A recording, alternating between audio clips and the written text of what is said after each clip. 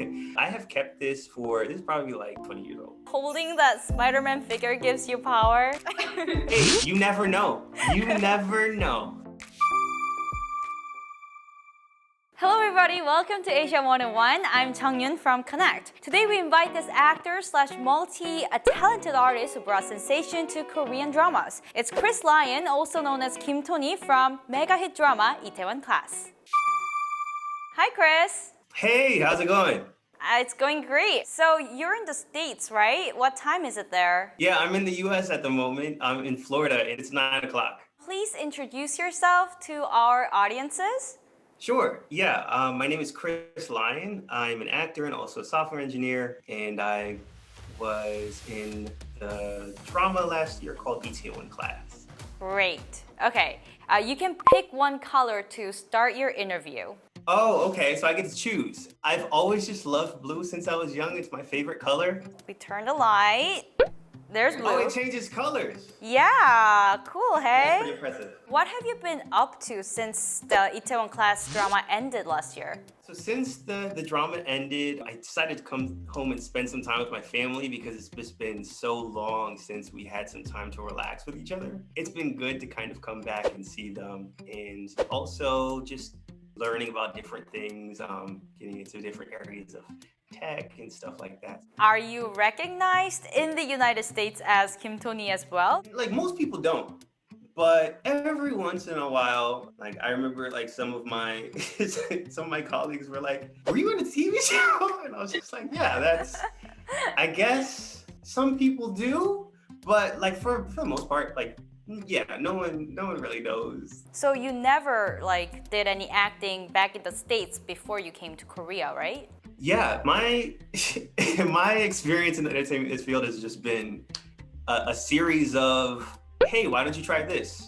And then me initially thinking like, wow, I can't do that. Then working at a music production studio in Korea for a little while, I started to reach out to some people in the industry, and a lot of my experiences in entertainment have just been kind of just exploring, trying new things and failing a lot at a lot of different things, doing a terrible job, and over time just getting better, and I'm still learning. When you first saw the script of Itaewon Class, what just came to your mind? My initial reaction, first of all, was just like, there's so much Korean on this script. But then kind of like having a conversation with both the director and the writer at the time, it was so refreshing kind of seeing their willingness to look at some different perspectives of people living and growing up in Korea, and a part of the Korean diaspora, and imagining what it might be like for them. Because many times, and it's not just Korea, it happens in the US as well, and happens in the US to Asians as well, it happens to Black people as well, where you kind of get stuck in roles where they're all just stereotypes. And so to see that, here I was in a totally different country where I was a very small minority, but to see a team that was focused on giving a voice to those kind of characters was so refreshing. I just remember just walking away from that thinking like, did that really just happen? In the 5 or 6 years that I've been there, I never come across someone actively pursuing that narrative. While watching Toni play that role in Itaewon Class, there were some scenes that showed the real side of Korea. Could you actually see some of the scenes in your life being connected? In the drama, there's a scene where Tony's not allowed into like a club, either because he's Black or he's not Korean or whatever it might be. Hey, stop. Where are you from? 네? 아프리카 중동인은 입장 금지예요. 왜 이래? 나라 방심도 유분수지. 저희 클럽 지침입니다. I just remember going through the exact same experience. And it wasn't just one time, it was multiple times. Of course, like my initial reaction was like, oh, I must have done something wrong. Like, let me, if there's something wrong that I've done wrong, like I definitely want to apologize, because the last thing I want is for people to see one Black person acting a certain way and immediately think like, oh, we got to be careful of every Black person that walks in here now because the last one did something crazy. And I feel like that's the case with Black people. My Asian friends have had situations like that where they've been sometimes told straight up to their face that they're not going to be served. I remember one of my friends went to like a coffee shop in the US, and they just told her, like, we're not going to serve you. This is happening in this era right now, right? Because yes, it happened this year. Wow. Those kind of cases are happening even more because of all the rhetoric surrounding COVID at the moment, specifically like to Asians, and why the movement bringing awareness to violence against Asians is so important as well. It's tiring to see like all of these things happening, but it's also exciting to see that people are actually talking about it for once now. Yeah, and like the character Choi-seo hires you because she thought obviously that you're gonna speak in English. Right. What kind of things that you are requested or asked to do or say as this person who looked different? I guess just like seeing a lot of these images on TV of Black men being very good at sports, like we all are, I do like basketball, but like I just remember the first time I came to Korea, I went to a school, and I remember like seeing some students outside playing basketball. Oh, let me just, go say hi and, just watch them play basketball. I had nothing else to do at the time. And I remember the second they turned around and saw me, they passed me the ball and were like, dunk. I was just like, do you not see how tall I am? I can't just dunk. Like, maybe I can touch it barely, but I can't dunk. They were very disappointed. According to our team's research, Kim Toni wasn't in the original webtoon, right? Why did Kim Toni have to be Black, from Guinea, or a male even? Yeah, no, I was thinking that the same thing. That was my first reaction. This is amazing, but why? Like, why? Yeah. But the writer from the webtoon was actually the one writing the script of the drama, and talk with him about what direction and what he wanted from this character, what his intentions were. It became readily apparent that they were trying their best to encompass the actual persona of Itaewon and kind of give that some validity. And I think that was a driving factor in choosing a character like Toni. And from what I remember having conversations with them, they weren't actually specifically looking for a Black character. There were some other characters that they had in mind as well, but they just ended up going in that direction. I think this whole process of creating the character Kim Toni gave like a whole new sensation to Korean drama industry. At that point, why was it Lyon who was playing Kim Toni? Yeah, that's definitely something I wondered. Why? I was very grateful for it. I was just like, why? I kind of took it as an opportunity to learn about how someone growing up in Korea who doesn't have the stereotypical Korean look, but feels that they share a part of that culture. My family's Jamaican. So growing up in the US, I had family around me who would speak kind of like Jamaican Satsuri, or like a dialect. And I always grew up kind of wishing that I was better at it. Kind of like feeling like I was a part of a culture, but also not 100%. Like, I don't know, I just didn't feel like I was fully connected. And I think that like a lot of people who are of different diasporas all over the world kind of have that feeling where they know that they belong to that culture, but they don't understand all the references, and it's frustrating that the culture has in it. And so that was something that I felt like I was able to kind of pull from and bring to the table. And I kind of feel like a lot of people could have associated or they felt like there was a connection between Toni and them, and I think that's why so many people kind of resonated with it. I'm very interested in people living like on the border, like they're not on this side, they're not on this side. Could you tell us your experiences in Korea living as a foreigner? Overall experience was very, very good.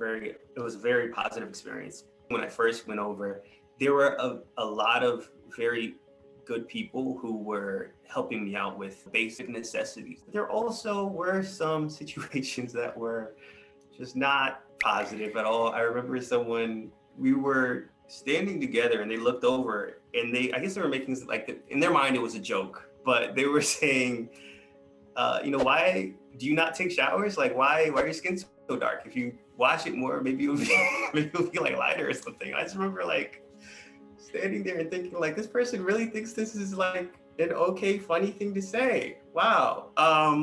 And like their friend who was standing right next to them was like, why are you saying like that? They called them out on that immediately. So it was really good to see someone kind of like standing up for minorities as well. But like anywhere you go, you're gonna meet people like that. And sometimes I kind of think that it's not always that they're trying to be derogatory or say things that are discriminative or like racist. They haven't been exposed to your culture yet. It's still wrong. It's still not okay to say. But I do kind of understand, okay, maybe there's an educational opportunity at this moment. I guess what you mean is like they're not trying to be mean intentionally, but they're just sometimes ignorant or they had lack of education to those kind of issues. How can Korea or other very homogeneous countries be more inclusive? That is the $1 million question, isn't it? I think everyone has stereotypes. I'm not mad at people for growing up with a stereotype and just not knowing about another culture. But because I know I had those for myself. I grew up just from like society telling me not telling me, but showing me in various forms of the media that, for example, like Asians were very calculative and they were good at things like math and science. But I didn't see a lot of representation in like the creative arts or something.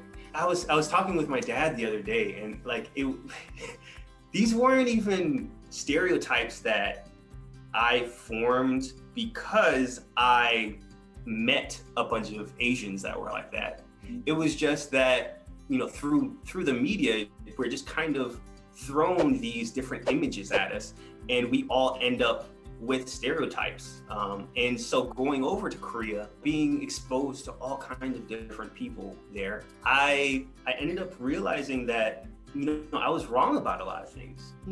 A larger sample size that might fit that stereotype. It was just something that I thought of unconsciously. And I think that a lot of people growing up, they have that. That's why I love, seeing some of my foreigner friends on different dramas in Korea. And I love seeing some of my Korean friends making great strides in the US. I just love seeing people break barriers and just opening up everyone's minds to what each other's cultures really is like. Because it's a large spectrum and you can't really put anyone in a box. I think media is actually playing a lot of part in creating that sentiment. Do you see any of those or feel it in the skin? Specifically, like first to seeing some of my friends in these different projects in the entertainment field. I'm super excited for them and I'm also scared for them. Because I just remember being excited about, like, for example, the opportunity to work on, Itaewon Class. Like 5 minutes after the excitement, like I kind of just was able to process what was happening with the situation. I was immediately kind of just overwhelmed with a feeling of dread that I better not mess this up because who's to say that, obviously they are taking a chance doing something new. Every time you do something new, you're taking a chance. And so the production company and the film team, the director, the writers, they're all taking a chance doing something new. If this doesn't work, when's the next time that we get to see something like this? because from a business perspective, you have to make sure that you're making money and your company's not going to go under. So it doesn't make sense, not that it doesn't make sense. It makes more sense to do things that you know it's going to work. I'm so excited to see them in it, and I'm also kind of just looking for ways to support them in whatever way I can to kind of. There are other people out there who are wanting them to succeed, and I think companies are starting to see that viewers also want to see different kinds of stories told. People love to hear about new stories that haven't been told. They start to get tired of the same stories over and over. So it's kind of cool to see that happening. It's definitely something that I see in the US. There's some change happening. That's another one of the exciting parts that I'm really fascinated to see in the entertainment field. What is your definition of diversity? For me, it's less about the numbers. Like, if a company is looking to diversify its employee base, them saying, oh, we have 20% of our employees are Asian, 20% of our employees are Black, 20% of our employees are white. Like, those are numbers. Like, they don't really speak to like a culture like that. It doesn't fix any problems. The problem can be addressed a little bit more when we think about how can we incentivize people to want to make a change in their thought process about a different culture once they get new information. Because like, I can learn that, maybe I've been saying something that's been offensive growing up, because I remember saying things growing up that I later learned were offensive, and we're pushing out different diverse groups. And I think everyone is going to have those things. Like, you can't know everything about every other culture growing up. But what are you going to do once you are made aware of that information? Are you going to apologize, or at least check to make sure that the person is okay, and make sure that you're not pushing them even further away and correcting your behavior? Or are you going to be like, well, I didn't mean it that way, so it's okay.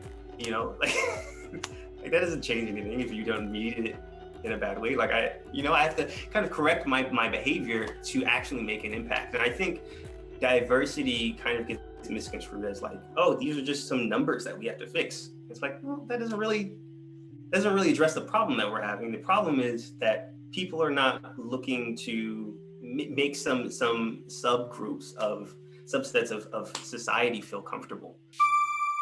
So, this activity that we prepared is that, where are you right now? Are you in your room or living room? I'm in my room. How does this work? You know how people say that the things you own or things that you have represent who you are? So we're gonna give you 30 seconds to grab something in your room or in your house that can show who you are. Just one or two things. But if you don't come back in 30 seconds, we will just have to finish the interview here, okay? So that's pressure. Get, set, go. Okay. 30, 29, 28, 27, I can count the numbers back. 26, 25. Okay, this is the first thing I found. Oh, you're already back. Too easy. Yes. Okay. When I was young, I used to love stories that other people didn't really like. Or I used to, not that people didn't like, but like there was always like the first thing that everyone thought of. So for example, like with Superman, superheroes, like everyone just like loved Superman growing up. I thought Superman was whack just because like he had too much power. So I always loved Spiderman, and I was just like way too into Spiderman. I don't know if you can see it, but I have kept this is probably like 20 years old. This is so old. So what, like holding that Spider-Man figure gives you power?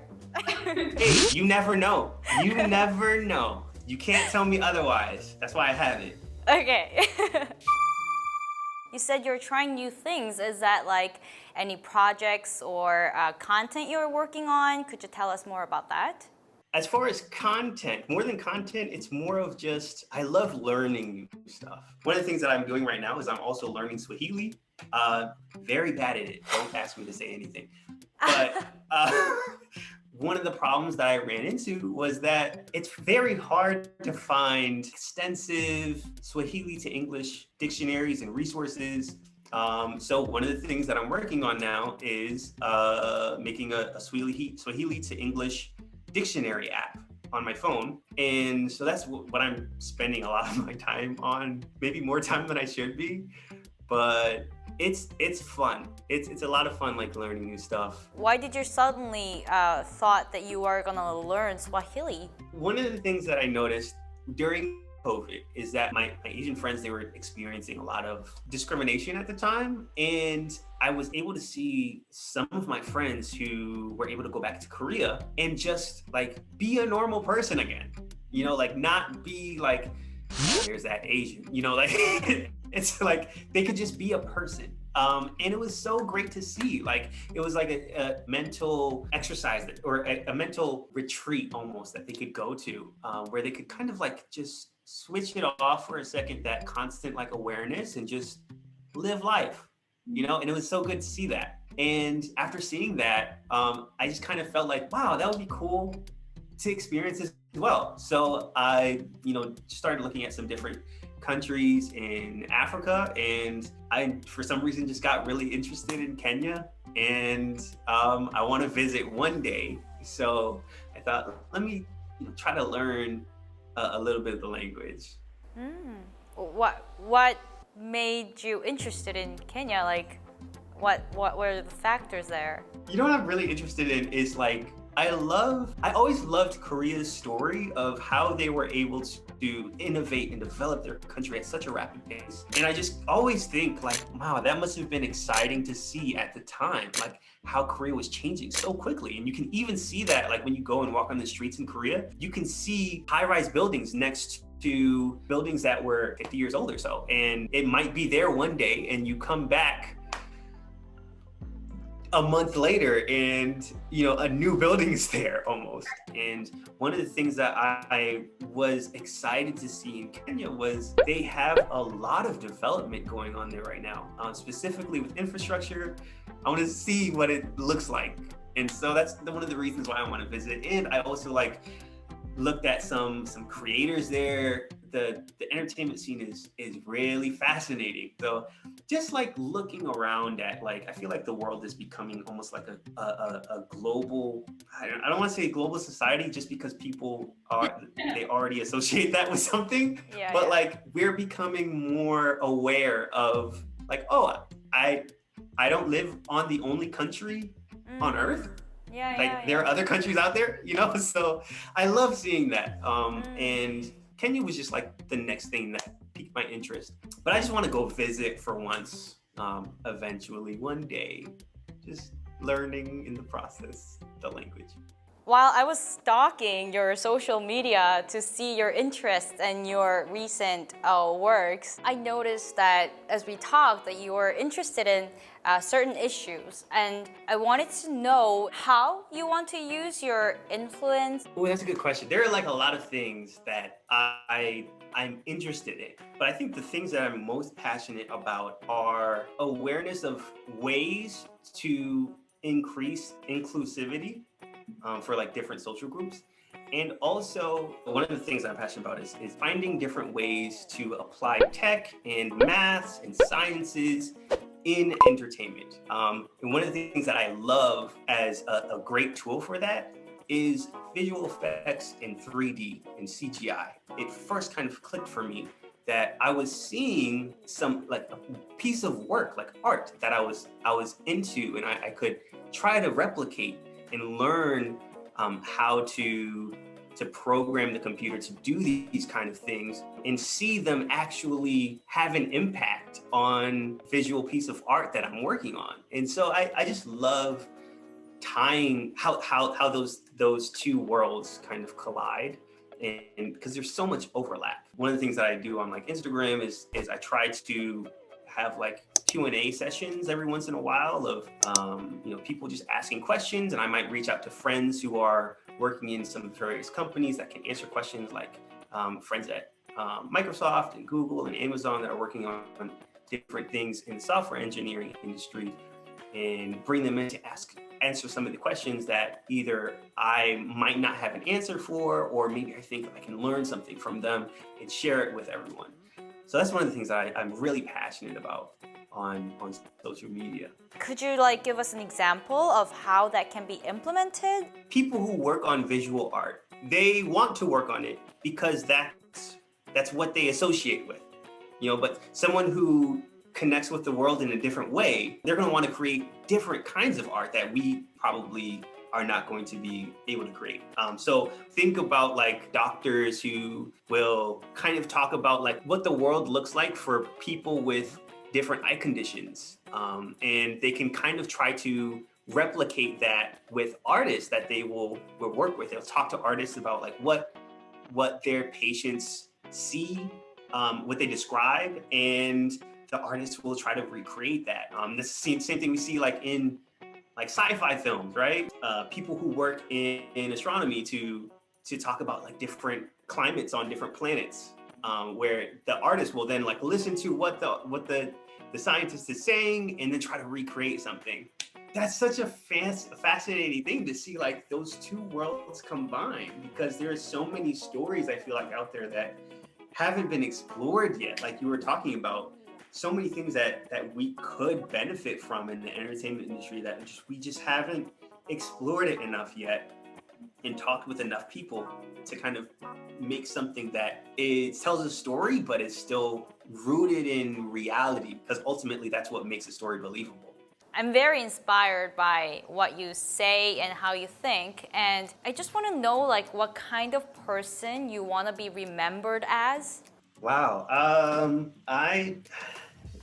Maybe this sounds weird, but I've never thought of how I want to be remembered as. I love the person that I've become over the past couple years, but there are things in my life that I just want to fix, like things with my character that I want to fix. I want to be able to like listen to people better. I want to be able to recognize when I'm wrong more often, and be able to admit that and fix whatever I did wrong. There's so many things that I want to become, like just as a person, like for my personal goals, for like my character. I think about that more often than how I want people to remember me.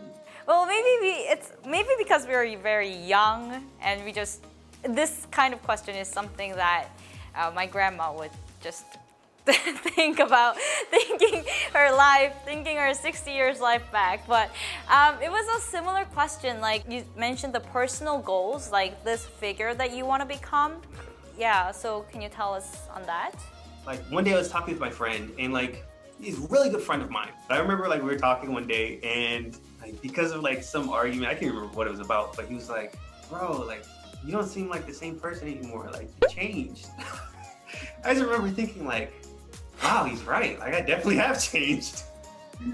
In that second, I was like, but I like the way I changed. Like I think less about what people think of me and like trivial stuff. Like not like what, if I'm offending people. I'm learning to think more about that and less about like, oh, do they think I'm weird for wearing long socks? Like with this outfit, or like little stuff like that. I guess one of my goals is to make sure that whatever change happens next is actually something that I want long term, as far as like my character, what kind of person I want to become. Do you have any last messages or things you want to share with your fans or people who are watching this video? Just keep learning. Like I'm learning from you all. There's some great people that are constantly sharing bits of information and experiences with me, and it's just like an exciting experience. So like I love that you all are sharing like stories and experiences like on Instagram and things like that, and just keep living your best lives and learning from other people, because that ultimately is what makes life fun. I feel like it inspires us to do more stuff. Oh, are you coming back soon to Korea? Oh, yeah, absolutely. I'm constantly looking at like, okay, what are COVID cases looking like, both in the US and in Korea, and the restrictions. So I'm definitely like thinking about what traveling is gonna look like going forward. This was a lot of fun. Thanks so much for putting this together. Like I had a lot of fun talking to you all. It was very nice talking to you, and we take selfies with this little thing that we haven't named yet. but since we are via Zoom, I don't know, we are gonna do like this. Is this side? Yeah, it's that side. Okay, come closer. Okay, so, ready? There we go. 1, 2, 3, cheese. There you go. Great. Thank you for staying up so late and doing the interview with us. All right, thank you. Take care. Bye.